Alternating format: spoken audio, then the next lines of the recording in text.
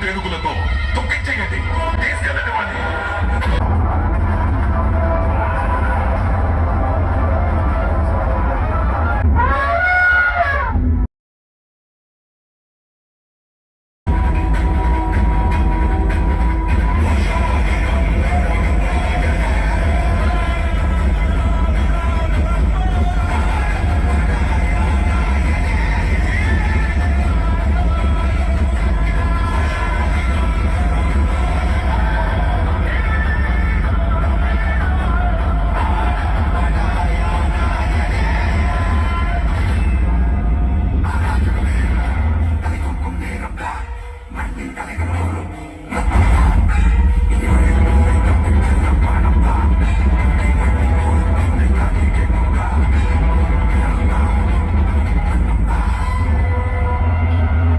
జగత్తునంతా జయించిన ఆనందం ఒకవైపు, ఉత్తరవత్సలితో పొందే నామం మాత్రమే అందరికీ ముక్తినిస్తుంది.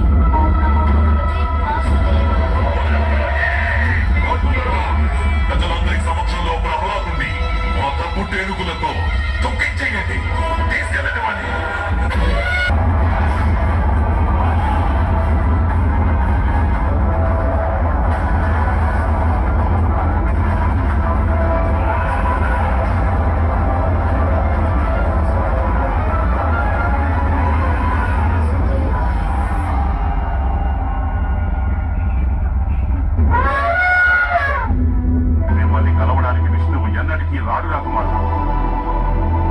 నిజానికి ఆయన దర్శించే యోగ్యత నాకు ఎప్పటికీ లేదు. కానీ భక్తికి జాతితో సంబంధం లేదు, మనసుకు సంబంధించి.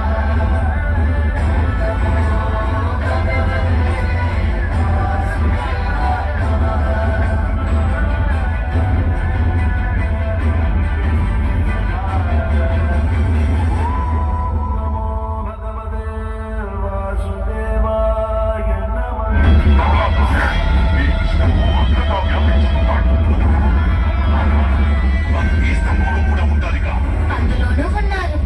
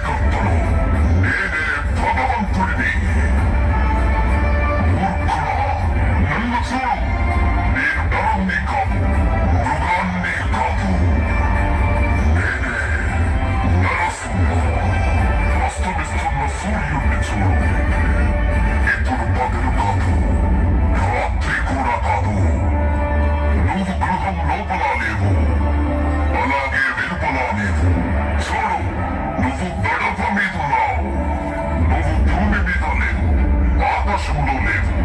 నువ్వు నా తొడల మీద ఉన్నావు. ఇక శస్త్రం సంగతి విను. నా గోళ్లను బాగా చూడు. ఇది సజీవము కాదు, నిర్జీవము కాదు.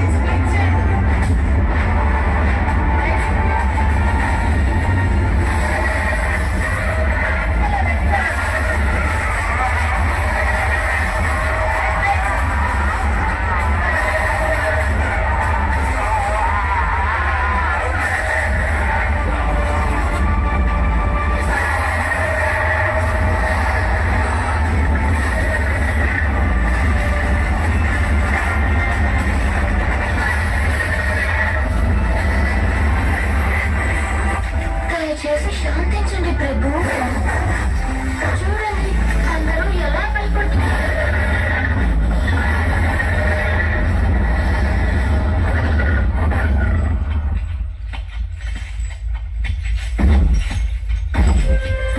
హే ప్రభు, శాంతించండి.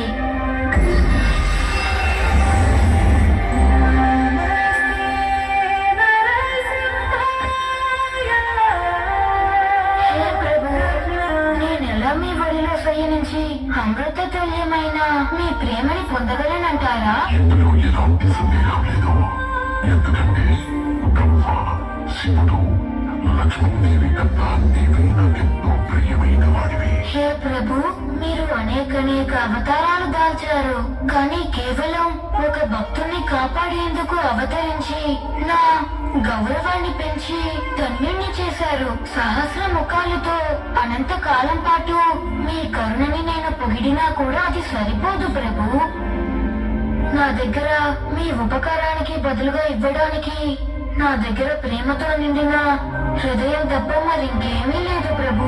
ఒక్క విషయమే నన్ను బాధపడుతోంది. నా తండ్రి అకారణంగా మీపై శత్రుత్వం వహించారు. దయచేసి ఆయనని క్షమించండి. ప్రహ్లాద, హిరణ్యకశిపుడు నా స్పర్శతోనే సర్వపాప విముక్తుడయ్యాడు. ఇక నీవు చింతించకు. ఈ రోజే నేను ప్రకటన చేస్తున్నాను. యుగ యుగాల పర్యంతం నిన్ను నా మహాభక్తులను ఒకరిగా జనులు పరిగణిస్తారు. ఎవరైతే నిన్ను భక్తితో పూజిస్తారో వారు నిస్సందేహంగా నా కృపకు పాత్రులవుతారు.